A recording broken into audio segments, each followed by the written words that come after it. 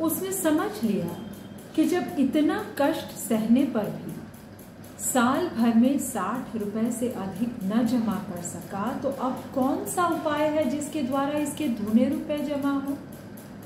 जब सिर पर ऋण का बोझ ही लदना है तो क्या मन भर का और क्या सवा मन का।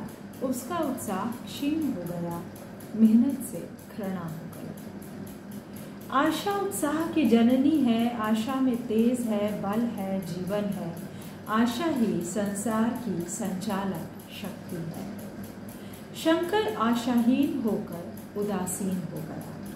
वह जरूरतें जिनको उसने साल भर तक टाल रखा था, अब द्वार पर खड़ी होने वाली भिखारिणी न थीं, बल्कि छाती पर सवार होने वाली पिशाचनियाँ थीं, जो अपनी भेंट लिए बिना जान नहीं छोड़ती। कपड़ों में चकत्तियों के लगने की भी एक सीमा होती है। अब शंकर को चिट्ठा मिलता तो वह रुपए जमा न करता, कभी कपड़े लाता, कभी खाने की कोई वस्तु। जहाँ पहले तमाकू ही पिया करता था, वहाँ अब गांजे और चरस का चस्का भी लगा। उसे अब रुपए अदा करने की कोई चिंता न थी, मानो उसके ऊपर किसी का एक पैसा भी न रहता। पहले जूड़ी चढ़ी होती थी, पर वह काम करने अवश्य जाता था। अब काम पर न जाने के लिए बहाना खोजा करता। इस भांति 3 वर्ष निकल गए। विप्र जी महाजन ने एक बार भी तकाजा न किया। वह चतुर शिकारी की भांति अचूक निशाना लगाना चाहते थे। पहले से शिकार को चौंकाना उनकी नीति के विरुद्ध था। एक दिन पंडित जी ने शंकर को बुलाकर हिसाब दिखाया। 60 रुपए जो जमा थे, वह मिन्हा करने पर अब भी शंकर के जिम्मे 120 निकले। शंकर, इतने रुपए तो उसी जन्म में दूंगा, इस जन्म में नहीं हो सकते। विप्र, मैं इसी जन्म में लूंगा, मूल न सही, सूद तो देना ही पड़ेगा। शंकर, एक बैल है, वह ले लीजिए, और मेरे पास रखा क्या है। विप्र, मुझे बैल बधिया लेकर क्या करना है, मुझे देने को तुम्हारे पास बहुत कुछ है।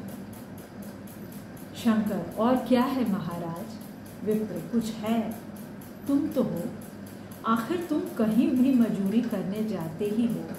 मुझे भी खेती के लिए मजूर रखना पड़ता है। सूद में तुम हमारे यहाँ काम किया करो, जब सुविधा हो मोल दे देना। सच तो यूँ है कि अब तुम किसी दूसरी जगह काम करने नहीं जा सकते जब तक मेरे रुपए नहीं चुका दो। तुम्हारे पास कोई जायदाद नहीं है, इतनी बड़ी गठनी मैं किस एतबार पर छोड़ दूँ। कौन इसका जिम्मा लेगा कि तुम मुझे महीने महीने सूद देते जाओ, और कहीं कमा कर जब तुम मुझे सूद भी नहीं दे सकते तो मूल की कौन कहे। शंकर, महाराज, सूद में तो मैं काम करूँगा और खाऊंगा क्या।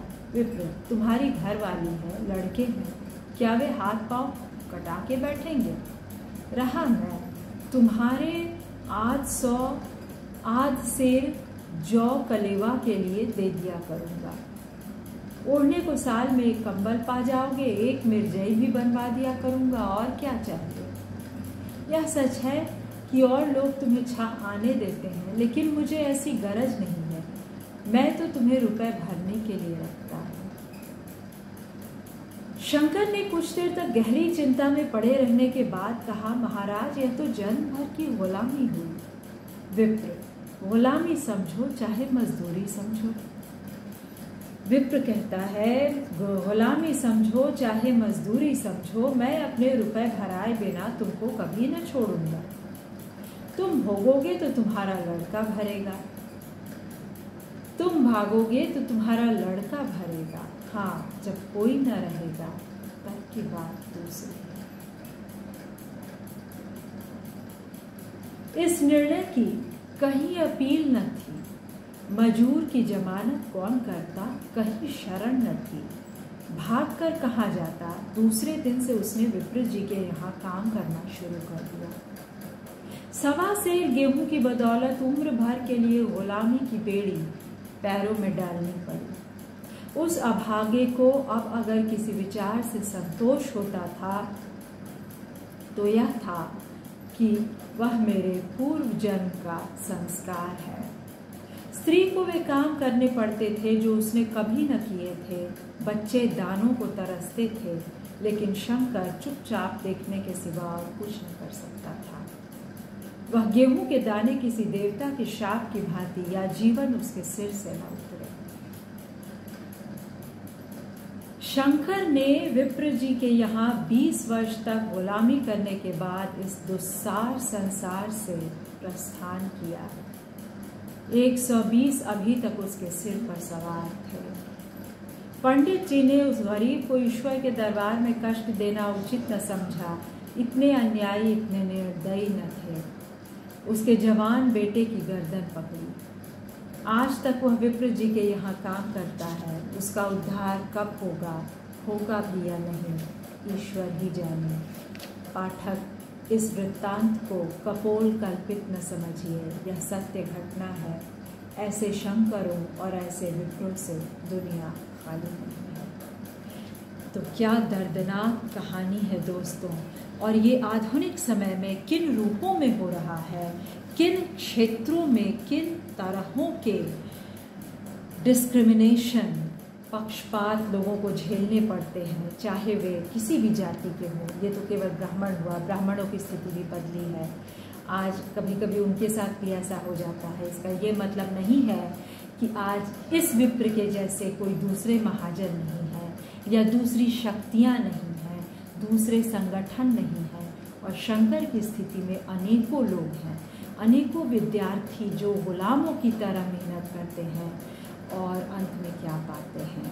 हम बहुत गहरी सोच में डुबा देने वाली स्थिति में पहुंचा दिए जाते हैं प्रेमचंद की इस कहानी को पढ़कर, जो कि लोमहर्षक है, जो कि आज के जीवन का भी सत्य बयान करती है। कितने किसान आत्महत्या क्यों कर लेते हैं।